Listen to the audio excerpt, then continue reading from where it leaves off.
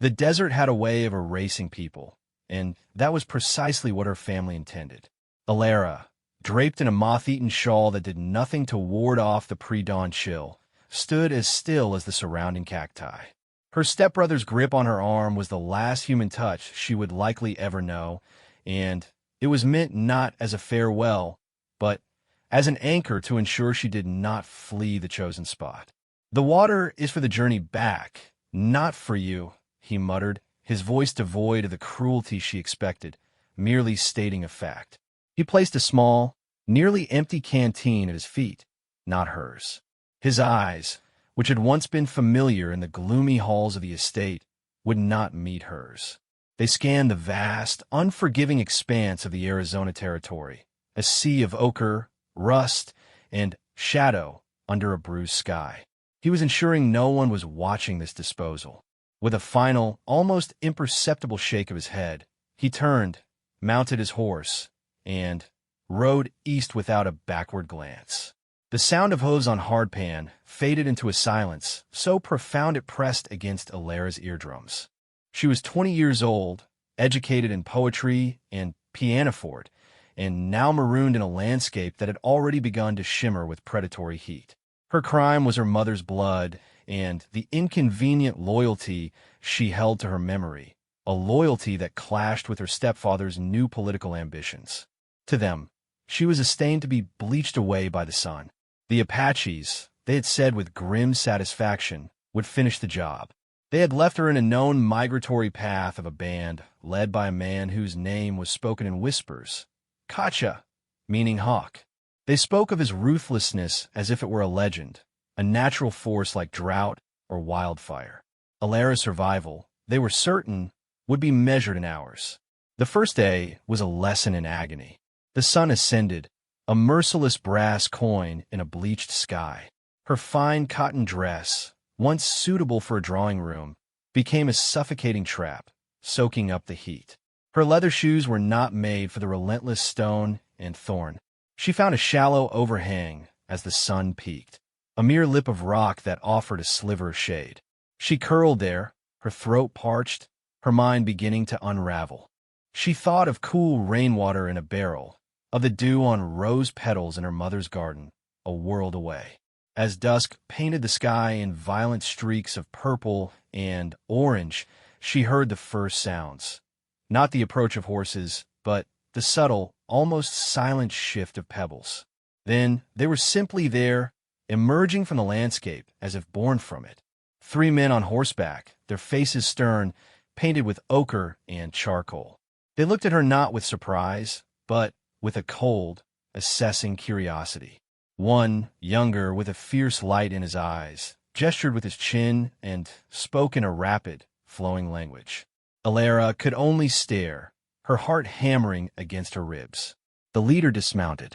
He was not the tallest, but he carried a stillness that commanded the very air.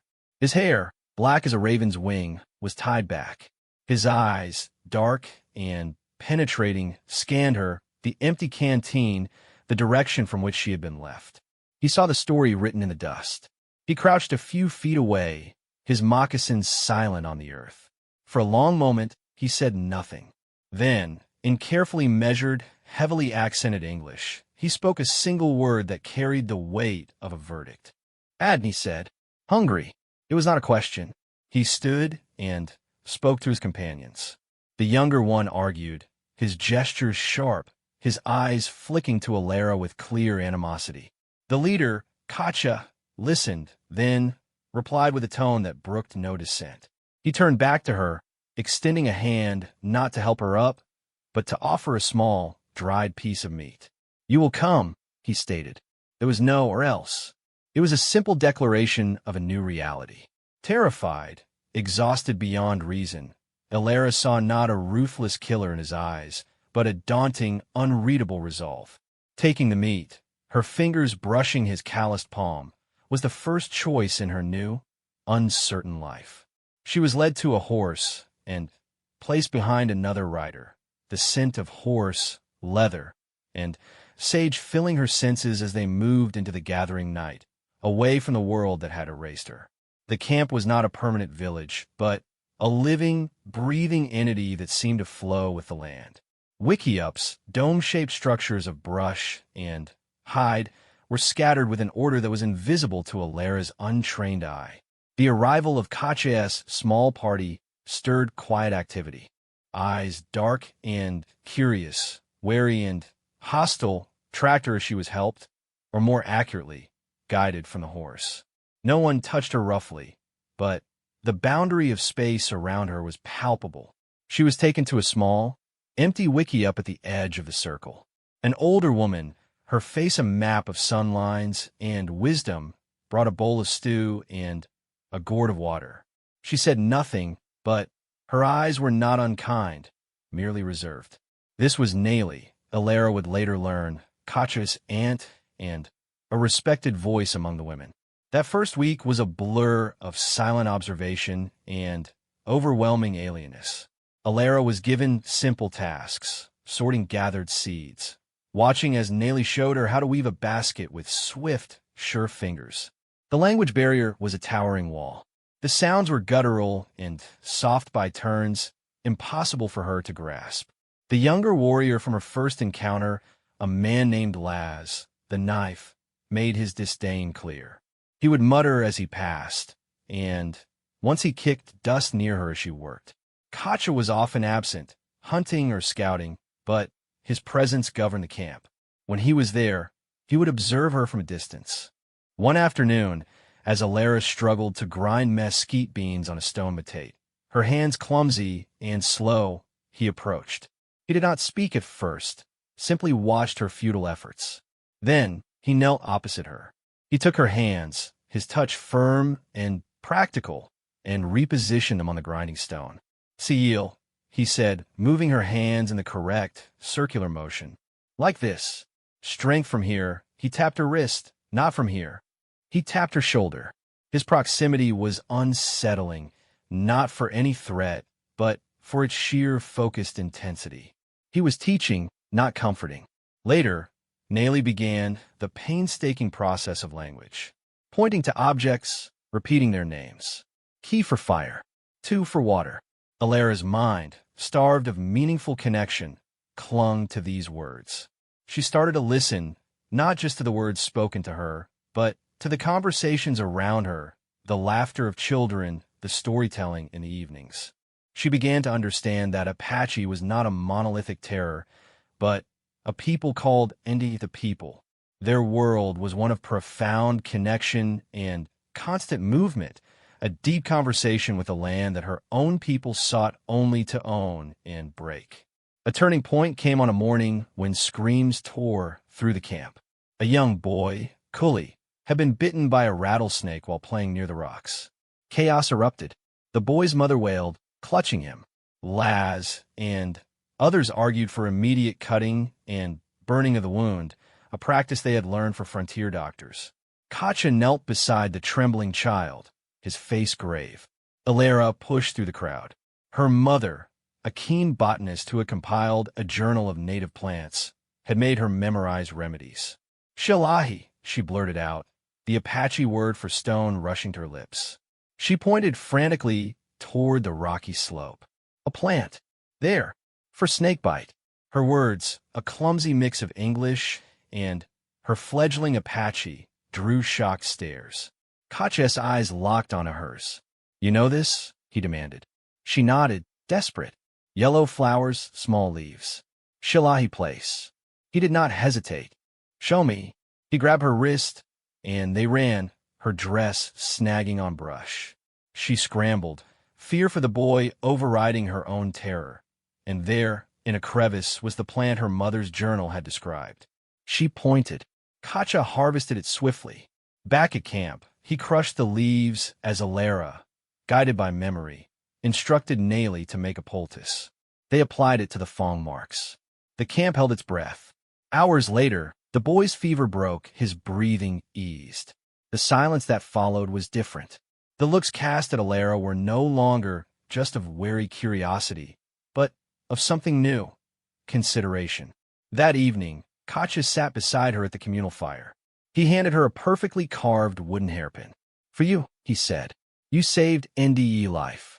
You are not Inda. He used the word for enemy or outsider. You are ally, a guest. It was the first thread of trust, spun not from pity, but from earned respect. Seasons in the desert turn not with gentle gradations, but with decisive shifts. Alara, now called Inza, white shell, by the children for the pale, smooth stone she had once found and cherished, moved through the rhythms of the band. Her hands, once soft, were now tough and capable. She could build a wiki-up, track a rabbit, and prepare hides with a skill that earned Nalias slow, approving nods. Her Apache grew, moving from simple nouns to fragments of thought, though she knew she still sounded like a child to them. The great, unspoken mystery was Kacha. He remained a figure of formidable reserve. He provided for the band with a hunter's relentless precision and led with a quiet authority that required no raised voice. But Alara began to see the man within the leader. She saw his patience when teaching a boy to shoot his first bow, the rare, fleeting smile at a child's antics, the deep respect in his voice when he spoke with the elders. He began to seek her out, not for practical instruction, but for something else. He would ask about her world, not with anger, but with a genuine, puzzled curiosity. Your people, he asked one evening as they walked to check fishing lines at a creek. They build houses of stone that do not move, and fences that say this land is mine. How can you own the land? Does the hawk own the sky? The fish own the water? His questions unraveled the very fabric of everything she had been taught. She tried to explain deeds and laws, but the words felt hollow under the vast, open sky. In turn, he taught her the stories of the NDE. He spoke of Yuzin, the life-giver, and of white-painted woman and her son, child of the water. He showed her how to read the messages in the tracks of animals, the health of plants, the color of the sunset. It was a literacy far deeper than any she had learned from books. A fragile bond was weaving between them, a quiet understanding that transcended their words. This did not sit well with Lass. His hostility had curdled into a sullen, simmering resentment. He saw Alara's acceptance as a weakness, a contamination of their ways. He began to speak in council, questioning Kachu's judgment, arguing that harboring the white woman would bring the attention of the Inda, the white eyes, down upon them. She's a path they can follow, Laz argued one night, his voice cutting through the council fire's smoke. She is a beacon. We should have left her for the sun, or returned her to her people with a warning. Kacha listened, his expression unreadable. She has no people, he said finally, his voice low. They sent her to us to die. She chose to live as NDE. She has earned her place. But the seed of discord was planted. The threat became real not from within, but from without. A group of U.S. cavalry scouts, tracking what they claimed were hostile raiders, stumbled upon the outer edges of their hunting grounds. Gunfire echoed through the canyons, a sound alien and terrifying. The band moved camp swiftly, a well-practiced dance of survival. But during the confusion, Alara, who had been gathering herbs with the women, became separated. Disoriented in the rocky maze, she heard the jangle of cavalry tack and coarse voices speaking English. Her own language, now sounding foreign and menacing. She hid in a narrow cave, her heart pounding, realizing with stark clarity that to these men, she would appear not as a rescued white woman, but as a savage, a traitor to her race, living with the enemy. She would be saved only to be paraded in shame or locked away in an asylum. The fear was choking. It was Kacha who found her. He had doubled back, risking capture. He slid into the cave beside her, his presence an instant anchor. He placed a finger to his lips, his eyes scanning the canyon outside. They waited, pressed together in the dark, as the soldiers' voices faded. In that silent, charged proximity, something broke open.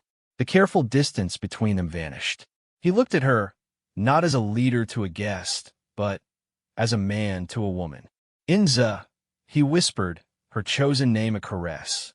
You are not safe in my world, or in yours. It was a confession of a terrible truth. In that moment, the last walls around Alara's heart crumbled. She reached out, touching the scar on his forearm. "This is my world," she whispered back. It was all that needed to be said. But their return to the relocated camp was met with grim news. Laz, seizing his chance, had declared Kachu's leadership compromised by his attachment to the white woman. He had taken a handful of disaffected young men and left, vowing to form his own band, one that would fight the White Eyes with the ruthless fury he believed Kacha had abandoned. The safety Kacha had offered was now under threat from all sides. The band was fractured, and a cold tension settled over those who remained. Kacha grew quieter, his eyes often scanning the horizons, not for game or soldiers, but for the shadow of his former brother-in-arms. Laz's departure was more than a schism. It was a betrayal of their shared path, and his new, violent ambitions posed a direct threat. Laz would seek to provoke conflict to draw the cavalry's fire, and in doing so would expose their people's location and ways. Kacha knew he could not let this stand. He called a council. The elders spoke of caution, of moving deeper into the mountains. The younger warriors, loyal to Kacha, spoke of hunting Laz down. Alara, who now understood enough to follow the debate, listened with a growing sense of dread. She was the unwitting cause of this. She stood, her legs trembling. Speaking in formal council was a right earned, not given, but they allowed her silence. "I hear your words," she began in careful Apache. "Laz says I am a path for the Inda. He is wrong, but my staying it give his words power. If I leave," she could not finish the thought. The idea of leaving was a physical pain. Kacha stood. His gaze swept the council, then rested on her. "You will not leave," he said, his voice final, cutting through the murmur. "This is not your burden alone. Laz's heart has turned to stone. It began long before you came. He seeks war for its own glory, not for the people. If you leave, he will still seek war, and we will have lost one who has become NDE in spirit." He declared his decision. He would go to find Laz, not with a war party, but alone, to speak as a brother once more, to try and turn him from his destructive path. It was a mission of immense risk. The night before he left, he came to her wickiup. The formal barriers between them had dissolved since the cave. He entered and sat beside her. He did not speak of love with pretty words. His language had no room for such abstractions. Instead, he spoke of a future. "When I return," he said, taking her work-roughened hand in his, "we will go to the place of the summer pines. The air is cool there. You will see." He was speaking of a life, a togetherness. He gave her his most prized possession, his hunting knife, its bone handle worn smooth by his grip. "Keep this. Behold my skill. It will protect you when I cannot." The next morning, he rode out alone, a solitary figure merging with the sagebrush. The days that followed were an eternity. Alara moved through her tasks, the weight of the knife at her belt a constant reminder of his absence. She took on more, helping Naily with the healing, teaching the children simple English words, proving through relentless action that she was not a passive burden. She was building a place for herself, a true home. Then the news came. A trader from a distant Mexican settlement, who sometimes brought news, arrived under a guard of 2 warriors. He spoke of a raid on a remote ranch. It was done with a specific, brutal signature. The attackers had taken no cattle, only guns and ammunition, and had left a single warrior's feather tied to a fence post, a mark of Laz's new arrogance. Worse, they had left a survivor to tell the tale, ensuring the cavalry would be stirred into a furious response. The raid was deliberately designed to bring violence down upon all Apache, regardless of band. Kacha had not been seen.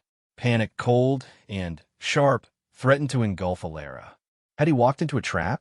Was he lying dead in some canyon, a victim of his own brother's treachery? The camp prepared to move to a more defensible position.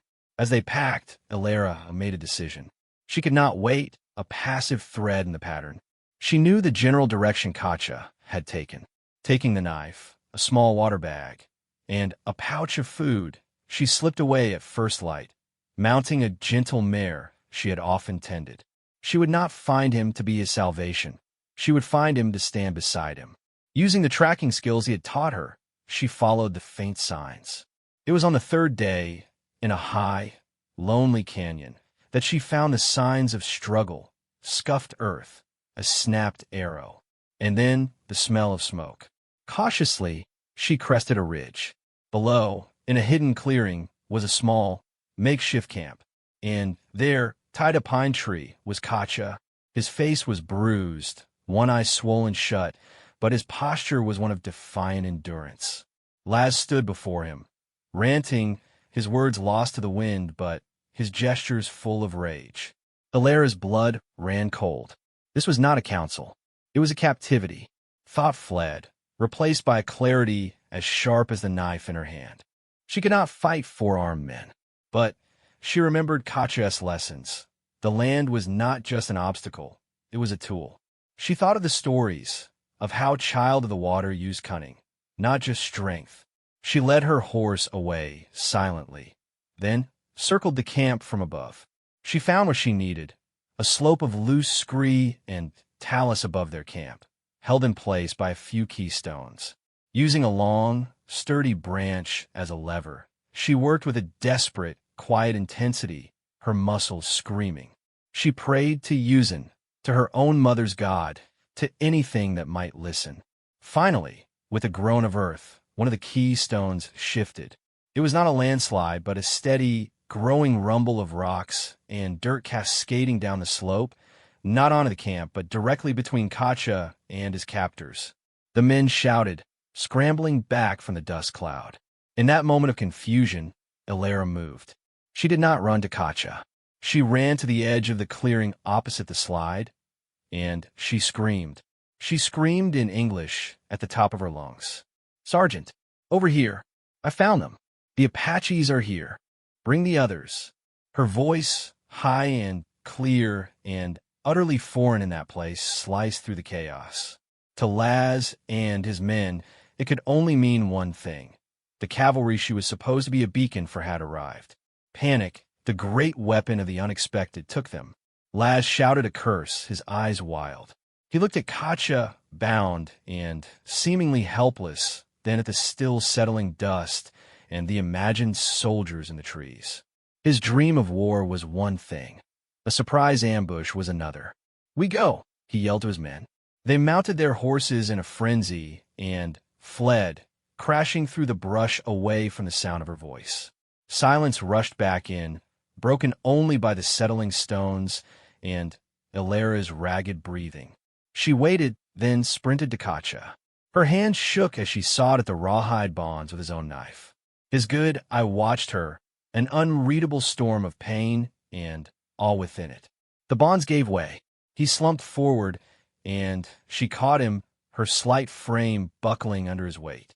"Your cavalry is very quiet," he managed to grunt, a hint of his old dryness in his voice despite the pain. "They are very fast riders. Back to their fort," she replied, her voice trembling with adrenaline. She helped him to his horse, then mounted her own. They did not speak as they left that place, riding not back to the main camp, but to a secluded spring he knew of. There, she tended to his wounds, her touch gentle. When she had finished, he caught her wrist. He looked at her, really looked at her, as if seeing her for the first time. The reserved leader, the patient teacher, was gone. In his eyes was raw, undisguised wonder. "You use my lessons. You use your own voice as a weapon. You are not ally," he said. "You are NDE. You are my heart." He pulled her to him, and his kiss was not a question, but an answer. It was a promise etched in the very silence of the mountains. They returned to the band as the first snow dusted the high desert. Their arrival, together, on a single horse, told a story more powerful than any words. The respect in the eyes of the people was now complete. Even the elders nodded solemn approval. Alera had not been saved. She had become the savior. She had proven that strength could wear a gentle face. That loyalty was a choice that transcended blood. In the spring, in the place of the summer pines where the air was cool and sweet, they were joined in the way of the people. Nayli dressed Alera in a beautifully beaded deerskin dress she had made in secret. The ceremony was simple, profound, and rooted in the earth and community. Alara, now truly Inza, stood beside Kacha, not behind him. She was his sanctuary as he was hers. Years later, when government men finally came to negotiate the band's move to a reservation, they were met not just by a formidable war leader, but by a woman who spoke both their language and the language of the land. She stood beside her husband, her children playing nearby, her gaze steady. "You sent me to him to die," she told the bewildered Indian agent in flawless English, her hand resting on Kachara's arm. "He offered me life. We offer you the same choice. You can leave in peace, or you could try to take what is not yours. But no, you're not dealing with the frightened girl you left in the desert. You're dealing with the people." The agent left, and though the future remained uncertain, the small band remained free for many more turns of the season. The story of the white shell who became a stone of the mountain was whispered around fires, a testament to a truth they had always known. That family, like sustenance, is not found in the blood you are given, but in the life you choose to build, and the safety you offer with an open hand. The seasons turned in their slow and endless circle. The high place of the summer pines became more than a promise. It became their home. The band led by Kwacha now moved with a different rhythm. It was not just about following the deer or the ripening mesquite beans. It was about finding a balance between the old ways and the new threats that pressed in from every horizon. Alara, who was called Inza by all, stood at the center of this balance. She was no longer a guest. She was a voice in the council. Her hands were as rough and capable as any other woman's in the band. She could scrape a hide until it was soft as cloth. She could set a snare and find water where the land seemed dry as bone. But she also held another skill. She understood the world that was coming. She could read the words on the rare piece of newspaper that found its way to them. She understood the thinking of the soldiers and the settlers. This made her invaluable. Kacha would sit with her in the evenings. He would listen as she explained the things she had learned as a girl. She told him about the government in Washington, a place so far away it seemed like a story. She told him about the hunger for land that drove the white eyes. It was not a personal hatred, she explained, though it often felt like one. It was a machine, a great wave of people who wanted what they wanted and did not see the people already living on the land. He would nod, his dark eyes thoughtful. "We have always had enemies," he said. "But an enemy you can fight is one thing. A wave is another. How do you fight a wave?" "You cannot," Alara would say, her heart heavy. "You must learn to move with it, or find a place the wave cannot reach." This was their great task, to find that place. The children were growing. Their own two boys, small and strong, played with the other children. They spoke the language of the NDE first. They learned to shoot small bows and to listen to the stories of the elders. But from their mother, they also learned English. She taught them about plants as a useful tool. "This is a tool for listening," she said, "so you can hear what the wind brings from far away." Nayli, now old and bent like a juniper tree, watched this with a contented heart. She saw the strength in the union. She saw how Inza's presence had not weakened Kacha, but had given him a new kind of sight. The band was strong. They were careful. They avoided the routes of the soldiers and the new trails cut by wagons. They traded in secret with a few Mexican farmers who were old friends and did not ask questions. But the world outside was not still. News came, carried by the wind and by worried visitors from other bands. The reservation at San Carlos was growing. More and more the people were being forced to go there. The stories were bad. The land was poor and hot. The food the government gave was not enough and often rotten. Sickness walked through the camps. Despair was a heavier burden than any pack. And then there were the stories of Lazy. He had not disappeared. He had become a ghost of violence. His small band would strike at isolated farms, not just for guns, but in fury. He would leave his mark, a single feather tied with a red string. He wanted the soldiers to chase him. He wanted a war. Each raid made life more dangerous for every Apache, even those, like Kawacha's band, who wanted only to be left alone. One day in the deep summer, a rider came. He was alone and his horse was tired. He was from a band far to the south, a relative of Naley. His name was Goyale. He brought dire news. Soldiers had attacked his band's camp at dawn. They had been told the camp held the raider lazy. It was not true, but in the fighting many were killed. The survivors were being marched at gunpoint to San Carlos. He had escaped. He came to warn his relatives. The soldiers are like angry bees now, Goyale said, his face grim. They do not look for one man. They see all of us as the same. They will sweep this whole area clean. You cannot stay. A heavy silence fell over the council. The elders spoke of moving deeper into Mexico. Others spoke of hiding in the most broken and remote canyons. Cacha listened to all. Then he looked at Alara. What do your books and papers say? What will the wave do next? Alara felt a cold knot in her stomach. She thought of the maps she had seen long ago. She thought of the relentless push west. He is right, she said, nodding toward Goyale. They will not stop. They have decided this land must be empty of us. They will use Lazahi's raids as their reason. They will come with more soldiers than we have arrows. Then we fight, said a young warrior, his eyes burning. We meet them in the canyon where the rocks are narrow. We can hold them there. And then what? Cacha asked, his voice quiet. We hold them for a day, a week. They will send more men. They have a river of men. We have one handful. We fight until our last breath, and our women and children are taken to San Carlos anyway. Is it a victory? The young man looked down, shamed but angry. So we run and hide forever?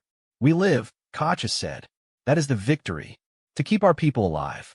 To keep our children knowing who they are. That is the fight now. A different fight. He made his decision. They would not go to Mexico. That was a different country with its own soldiers. They would not go to San Carlos. That was a slow death. They would go to the place even the soldiers feared to go.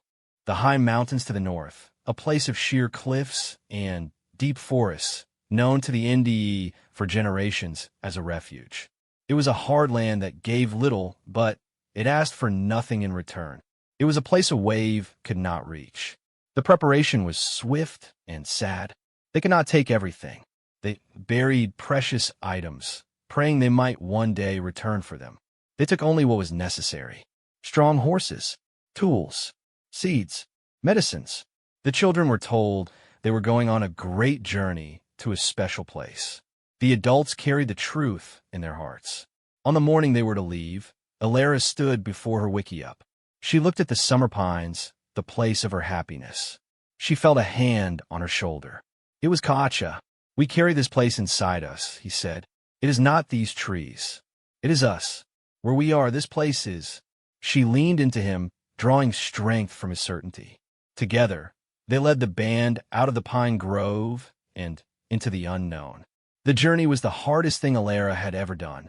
It was not the physical struggle, though that was great.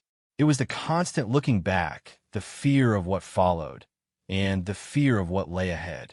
They moved like shadows, traveling at night when they could, leaving no trail. They crossed barren valleys under a mocking sun and climbed slopes so steep they had to lead the horses on foot. After many days, they reached the foothills of the great mountains. The air grew cool. The trees changed. One afternoon, as they rested in a high meadow, a sound echoed through the stones. It was the sound of a rifle shot, far below but too close. Then another. They were not the targets, but someone was. Cacha and two of his men went to look. They returned with faces like stone. Soldiers, they said. They have a group of our people trapped in a box canyon. They are not fighters. They are old ones and some families. They were trying to reach the mountains, too. Alara's heart sank. What will we do? She asked. If we show ourselves, we lead the soldiers right to our own families, one of the men said. We must go on. It is the only way. Cacha did not speak for a long time. He looked at his own band, at the frightened eyes of the children, at the weary face of Naley. He looked at Alara. He saw in her eyes the same conflict he felt. To be safe, or to be NDE. We are not NDE if we leave our people to that fate, Cacha said finally, his voice low and firm. We will not fight the soldiers. We will be the distraction. A plan formed, quick and desperate. They hid the women, children, and elders in a dense copse of trees with strict orders to stay silent. Then Kacha, Ilara, and 5 warriors split up. They did not have bullets to waste. They had noise and cunning. Ilara climbed to a high ridge with one of the warriors. Her job was simple: to scream, to sound like a whole group of people in panic. Below, on the opposite side of the soldier's position, Kacha and the others would make their own noise, whooping and shouting, moving quickly to sound like many men. When the signal came, a lone wolf cry from Kacha's direction, Ilara took a deep breath. She screamed in English, her voice carrying on the thin mountain air. "John, Captain, over here. I see them. They're running west." The soldier beside her fired his rifle into the air. The effect was instant. The soldiers below, confused by the echoes, heard shouts in English and Apache, gunfire from 2 different directions. They believed a large war party was attacking them from the rear. They broke their siege on the Box Canyon and turned to face this new, unseen threat. In the chaos, the trapped families slipped away into the labyrinth of rocks. Kacha's small group melted back into the landscape, meeting at a prearranged spot. They had not fired a single shot at a man. They had used the mountain's own voice. The rescue group was grateful and terrified. Their leader, an old man named Doste, embraced Kacha. "You have given us our breath back," he said, "but they will be angrier now. They will hunt like never before." "Come with us," Kacha said. "We know a place." So the band grew. They were no longer just one family. They were a small village of the lost, clinging to the hope of the high mountains. The final climb was brutal. The path was more of a suggestion than a trail. But finally, they reached it. A high hidden valley surrounded by towering cliffs. A small, icy stream cut through the middle. Grass grew in meadows. Pine trees offered shelter. It was a fortress made by the earth itself. They set up camp for the long term. They built lodges not of brush, but of sturdy pine logs. They knew winter here would be fierce. They hunted the big-horned sheep that lived on the cliffs. They stored food with great care. That first night in the high valley, they had a fire. It was a small fire, its smoke hidden by the deep trees. The children finally slept safe. The adults sat around the flames, not with joy, but with a deep, weary relief. Doste looked at Ilara across the fire. He had heard stories of the white woman who became NDE. He spoke to her directly. "You screamed like a bluecoat soldier today. You tricked them with their own words." Ilara nodded. "I used the tool they understand." Doste considered this. Then he looked at Kacha. "You have a wife with 2 spirits. She sees from a high place. This is good. We will need both spirits to survive here." Kacha reached over and took Ilara's hand. Her skin was cold. He warmed it between his own. "She has one spirit," he said. "The spirit of a woman who chooses her people. That is the only spirit that matters." As the stars wheeled overhead, brilliant and close in the thin air, Ilara knew this was not the end of the story. It was a new chapter, written in a colder, harder land. The safety Kacha had offered her long ago in the desert was now the safety they must all build together, day by day. The outside world was still there, and it was angry. Lazahi was still out there. The soldiers would not forget. But in this high place, they had a chance. They had each other. The boy she had saved from the snake bite, Kuli, was now a young man, a sharp-eyed hunter. Nayli still shared her wisdom, though her voice was softer. Her own son slept peacefully, their world still whole. She was not the girl left to die. She was Inza. She was a builder of shelters, a keeper of stories, a mother, a wife, and a voice in the council. The Ruthless Apache had not given her safety as one gives a gift. He had shown her how to build it, stone by stone, within herself and with her community. And now they would build it here in this last, best place for as long as the mountain stood.